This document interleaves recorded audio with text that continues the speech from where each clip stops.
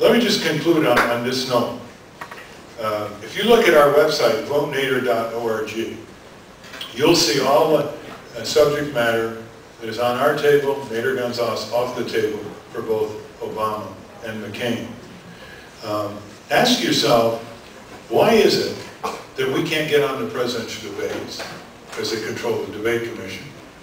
Ask yourself why the voters always seem to want to vote for winners and they keep losing voters.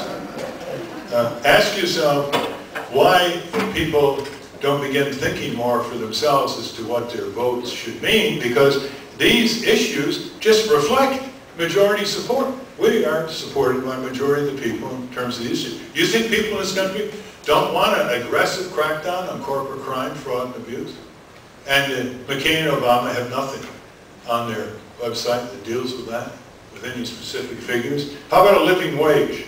The minimum wage in 1968, if adjusted for inflation, would be $10 an hour. The federal minimum wage just went up to $6.55 an hour. It's a little higher in California, the state law. However, just think, the economy has doubled in productivity per worker, and the minimum wage is very significantly less than it was in 1968. You have 1 out of every 3 full-time workers in this country making $10.50, $9.50, $8.50, $7.50, $6.55 an hour before deductions. It's 1 out of every 3 full-time workers. In Western Europe, out of the rubble of World War II, here's what the people demanded and got through their multiple party system and their trade unions, etc. They demanded and got by law for everybody: universal health care, decent pensions, living wage, 4-week paid vacation, paid maternity leave, paid family sick leave, decent daycare, university-free tuition. And we have none of that over 60 years later, by law, for everybody in the United States of America. Now, they paid a little higher tax, but look what they got for it. Look what they got for it. Now, this brings me to my comment of Eugene Debs, because this deals with the expectation level. If they control our expectation levels, they control us. It's only when expectation levels of what the political and governmental and corporate system must deliver that we begin spending more time, because we're agitated. We have higher expectation levels, like the Western Europeans.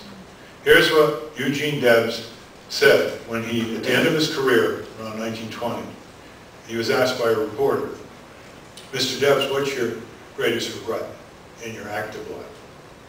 He said, "My greatest regret, here's my greatest regret. My greatest regret is that under our Constitution, the American people can have almost anything they want. But it just seems like they don't want much of anything at all." Is that telling?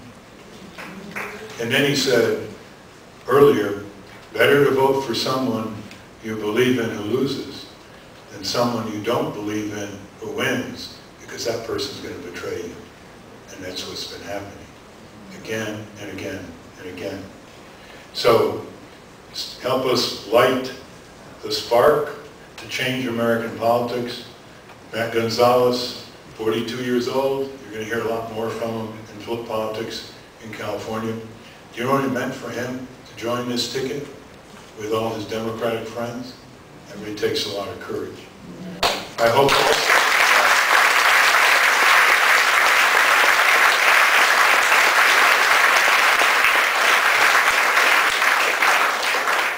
also remember that there are a lot of prominent people in this country, retired generals, admirals, intelligence officials, diplomats, former cabinet secretaries, all of whom have spoken out against the war, the 300-400 of them, before and during the Iraq invasion.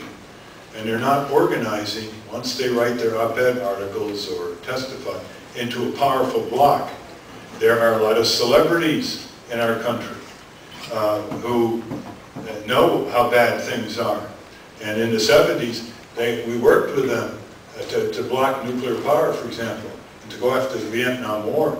We had Bonnie Raitt and Jackson Brown and others who you all remember.